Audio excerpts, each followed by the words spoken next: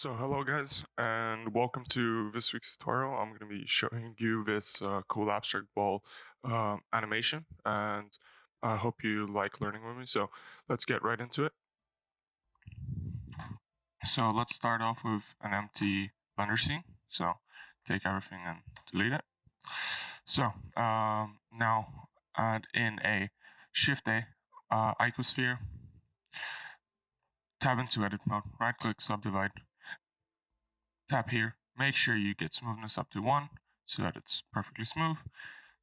Press 1 number pad 1 so that you can get into front view. Alt C to get into X-ray mode, or press here. Then select all these bottom vertices, press X to delete vertices, and then grab this bottom ring with Alt and click, and then tap F to fill it in. So now go back into front view, grab all the vertices, Shift D to duplicate our Y 180, and then grab on the Z-axis and place it around here. We're making sort of a semicircle here. Then add in a plane, a circle. Make sure the fill type is on Ngon.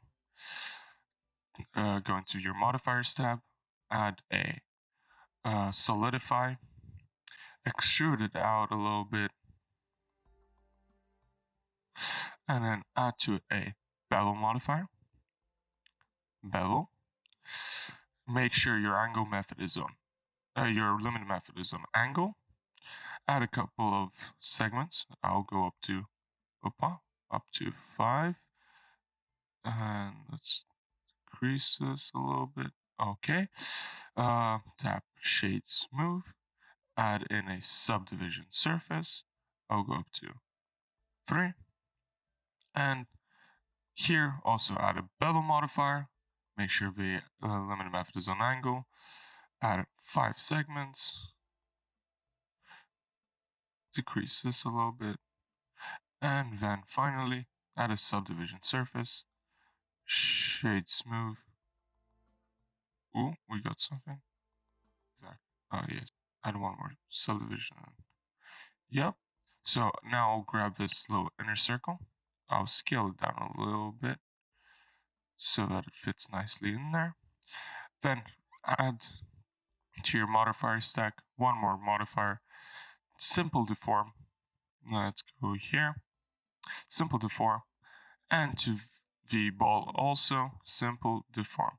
Make sure you name everything nicely. So that's circle. I already had it as a no, my bad. Yeah, name this sphere, and name this circle. Okay. So now let's make the outer sphere like in the animation. I have our icosphere. Scale it up a little bit. Add a wireframe modifier. Wireframe. Then a subdivision surface and triangulate. Add the subdivision before the wireframe and increase the number of cuts. I'll bring it up to 2. That looks pretty nice to me. I'll decrease the thickness a little bit. And now let's add the plane. Let's select all of these. Move them up onto the x-axis.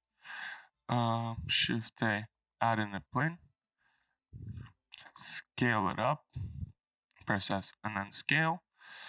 And then now we're pretty much ready to go.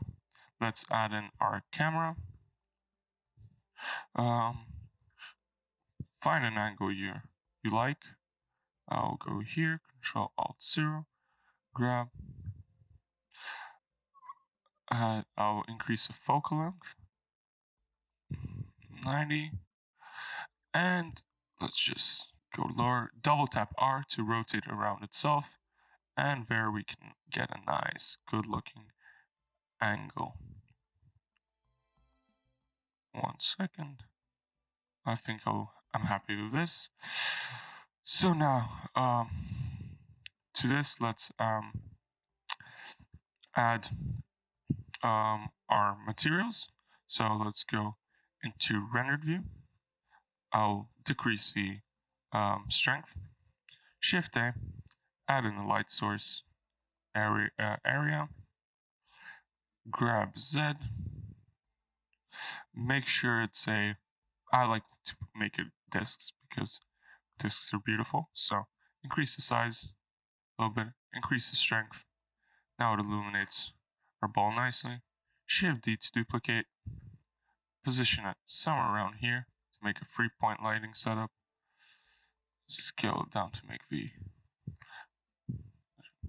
everything a little sharper, and then I'll duplicate this again, rotate, double tap R again, rotate around itself, I'll place this over, back, yeah,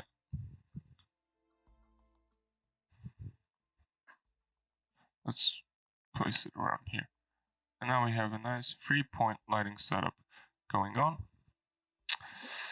So from here on we can start adding in our materials.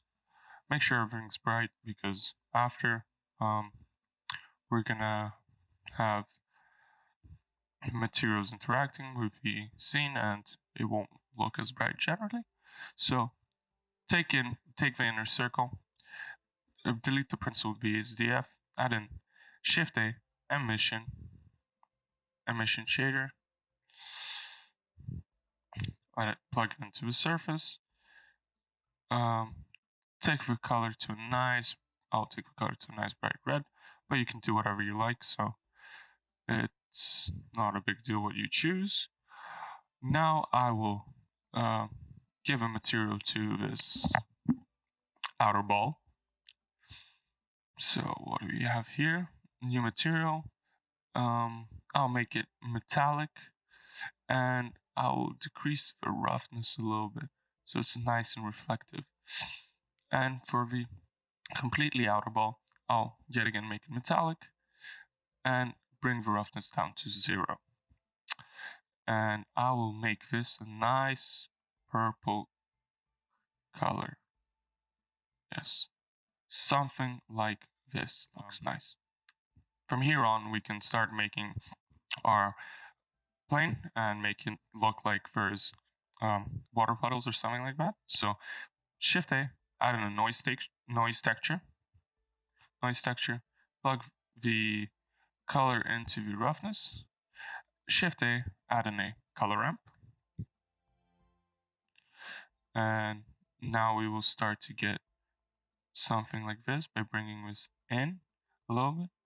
Increase the scale, maybe bring this in a little bit so we can start getting more tighter lines. Let's do something like this. Yes, I like the way this is getting reflective. Something like this. I'll increase the detail up, add some distortion to it. And now, grab this, move it out of the way, get in a bump texture, Shift A, tap bump, plug it into the normal, and connect this to the height. So now we get something like this. Let's see, it's inverted. Yeah, now we get something like this. So now I'll go on to making the fog. So Shift A, add in a cube, scale it up so it fits your scene, scale on the Z-axis. So just put it where you will want your smoke to be. I'll grab it up, and then Control A to apply the scale. And now let's go into the shading tab, give this cube a new material, make this a principled volume, Shift A, volume, principled volume, plug the volume socket into the volume, and decrease the density to 0. We won't be playing around with that. We'll be playing with the emission strength. Shift A, add in a color ramp, the color into the emission strength, and then to that, Shift A, add in a gradient texture, plug that in here, and now if you have a Node Wrangler add-on enabled, Control T, you get your texture coordinate and your mapping node nicely. I will move these out of the way a little bit. Rotate on the y-axis by 90 degrees. And now we can start moving this in a little bit. Let's see. Oh, let's do this. I'll flip the color ramp. And now we can start editing this. But you see there's a very, very sharp fog and there's a very sharp gradient. So go back here. First of all, I would like to add an ambient occlusion bloom and screen space reflections. And then in the volumetrics, make sure you have your tile size a bit smaller. If your computer can't handle 2 pixels, go to 4, it's gonna be fine. And here we want to add something in between these tile, in between here, so that we can add some noise to the gradient texture. So add in a mix RGB, MIX RGB, add in a noise texture, NOIs, noise, sounds amazing, I love noise.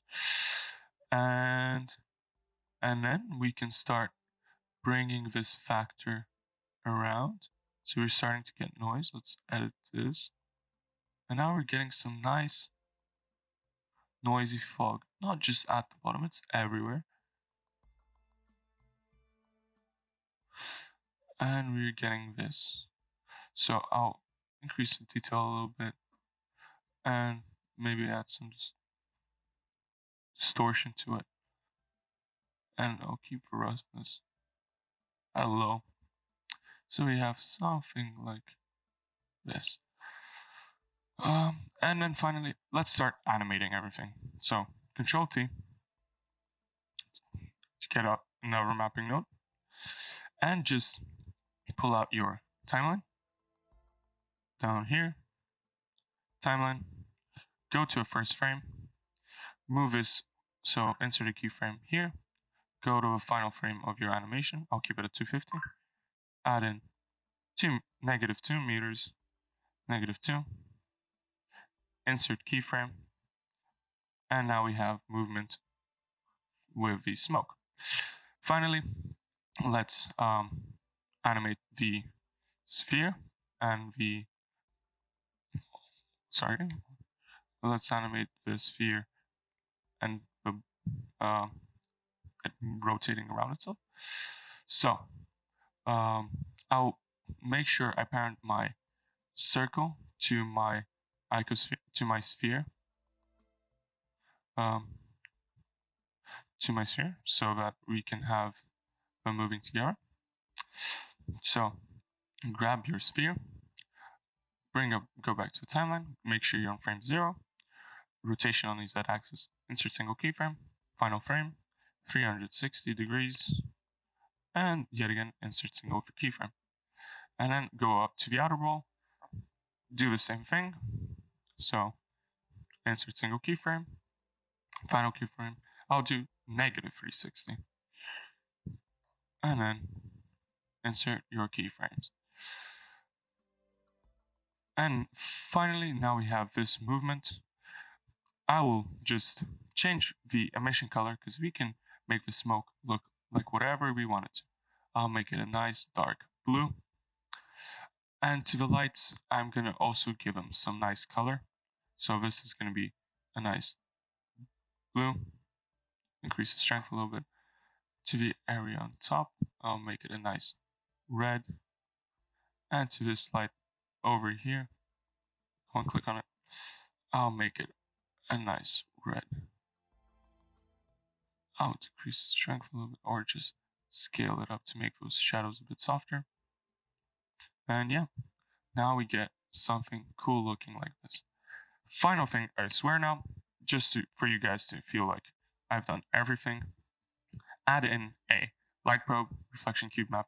This would just be creating nice reflections, scale it up, and go back to the menu tab, indirect lighting, make indirect lighting. This will just add that extra little bit to your scene. Okay, and so now you're ready to go. I say let's get into exporting. Go into exporting tab, press your file, choose any file you want, call it whatever you like, it doesn't matter. Choose here FFmpeg video, encoding, container, MP4, and then hit Control F12 to render your animation. So, thank you guys for watching. This has been a pleasure, and I hope you see me in the next one. I'll be posting one video every week, so welcome to come and watch. Thank you.